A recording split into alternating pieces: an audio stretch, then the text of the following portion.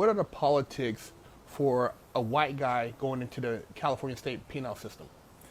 I mean, the politics are endless. I mean, you're not going to use a certain set of bars. You're going to walk a certain path. You're going to use a certain set of showers, a certain shitter. There's everything split up. It's the whites, the paisas, and the Southsiders on one side. It's the blacks and the others on the other. Mm-hmm. And as a white dude, you're going to work out every day. You're going to be at every movement. Anytime the door opens, you're going out of it. And you're going to definitely just be putting in work. You're going to put in work for your people. And work means you're going to do yard cleanup. If someone has to get beat up because they're up on a debt, if someone has to get removed because they're a chomo and they have to get booked, I mean, you're going to participate. There is no way around it. So, I mean, just the politics in general are never ending. I mean, it's going to rule your life. And a lot of guys say, well, you know, when we talked about briefly earlier about showing up and showing your paperwork, man. Can you explain what that means? Because a lot of people, you know, they get somewhere, they're thinking, oh, you show up somewhere and, oh, man, you know, I'll get my paperwork later or blah, blah, blah, blah, blah. I mean, how serious is it to have your paperwork when you show up on a yard? I mean, okay, level 4 yard, you better show up with your paperwork. You better have that hooped. You better produce when you show up. You're not going to say, hey, I just transpacked, I came from this place, it's coming with me. I mean, it's not going to happen.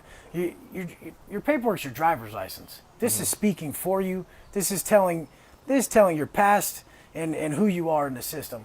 And so, you know, if you're proud of that like I am, I'm going to roll with it. I'm going to come up and I'm going to come talk to the boss. I'm going to come, who's ever running the yard, who's got the keys, and I'm going to produce my paperwork right off the bat. I'm going to go retrieve it the second I get there. I'm not going to have that excuse of, oh, it's in my property, it's coming, all that. But the one thing I forgot to tell you about the politics is on a level 4 yard, on some level 3 yards, there's a thing called a no hands policy between white guys. You can't punch him. If you want a problem with him, you have to stab him. And there is no way around it. Mm-hmm. So, you know, one time, and this goes for cops, you're carrying a piece, it's Mando that you and your cellie, in every cell, every white cell, have a piece on them. You can't get caught with that. If you're going to get caught with it, you have to use it. How up is that? That is a heavy burden. And it usually falls on some dude who just is the weaker of the bunch. And his cellie's telling him, hey, you're holding a strap. And as far as, are there any instances where you have any interaction between, let's say, a white guy and a black guy, or you know, a white guy and, like, say, somebody, an other or something like that? Because, you know, I know in the feds, they have politics, but not like that, because you might have a white guy in there teaching real estate or business or something like that class, or, you know, you might have certain instances where it's not as serious, but, like, I know in the state it's different. I mean, the only time you're going to intermingle, like, if I see it happening, I'm going to just ask you, do you know what he's here for? If a white dude's talking to a black dude, I'm going to say, you know what your friend's here for, the guy you're talking to? And he's going to say, oh, he told me he was here for this. And then I'm going to call him over to the bunk. And I'm going to pull out my cell phone. I'm going to say, I'm going to show him. Is that what he's here for? This is what he's here for. This is the friend you want to talk to. But, I mean, in all reality, you're only going to really intermingle if you work in a chow hall with them, if you go to the law library or anything like that. Most of the OG black dudes that I know, a lot of cool ass Bone from the 60s, I mean, Flip from Crenshaw Mafia. I mean, these dudes, they've been down a long ass time, and these are great dudes. And these are the dudes who a white boys get down and they'll produce the paperwork. They'll say, hey, look it, you know, what's up? Like, this is what I'm here for. I just want to show you that I'm on the level, and, you know, some other people may not be, you know. And so that's why we keep it like that, because our people, we can't have certain crimes. When you roll up with your paperwork, I'm going to check for certain codes and certain arrests and make sure that you didn't commit any of these crimes. And if you did, you're And for those who might be curious, as far as I know, you know, there's certain people who aren't tolerated.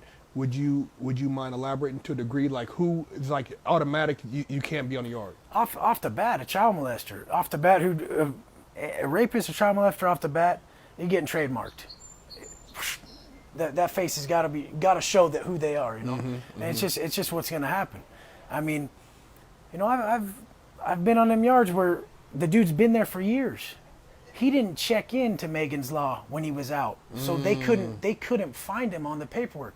But all of a sudden, the cops drop a kite on the dude, and it shows that the dude is a chomo.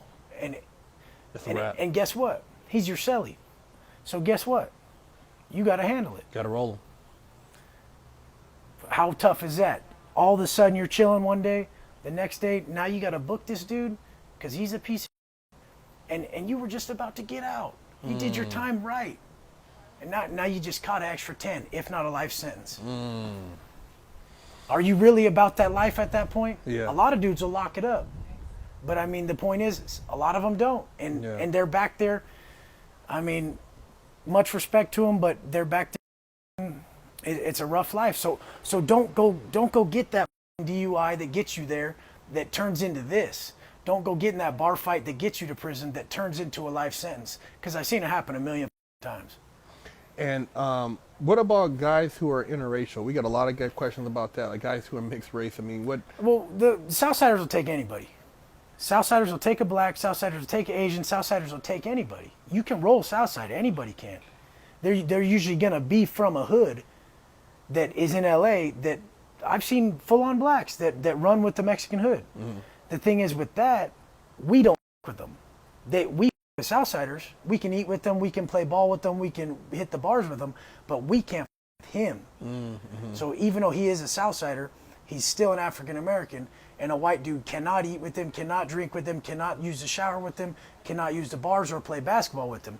Now that's a confusing point because most new people would be like, no, but he's a Southsider. And I'm like, no, he's black. Mm-hmm. You can't with him. Mm-hmm. And it's a lot of that stuff is just made out of for safety purposes, because we have to be accountable for our own people. And in some of these level 2s, I would always have the keys because I'm dropping from higher levels. I've been down 5, 7, 8 years at this point that I'm at a level 2 and I have low enough points. So now I'm definitely going to be the one calling the shots. These are newer dudes, and everybody's trying to intermingle. You know, the blacks want to gamble with the whites, but we can't. And so I'm just always having to push the line. And everyone's like, man, it's not that big a deal until something bad happens. Everybody in that motherfucker looks like the nicest dude until it's about to crack. And then you see their face, and you're like, oh, shit, I know what you're here for. You're a bad. Yeah. And once they're turned on, and once shit's about to crack, you see who everyone is and why they're there. And what would you say are the 3 major things that you see people get caught up for in there? I know I always tell it's people. dope. Okay. It's dope. Every problem's coming from the dope. I was in the shoe, and they were in my celly, and the white boy who had the back right there.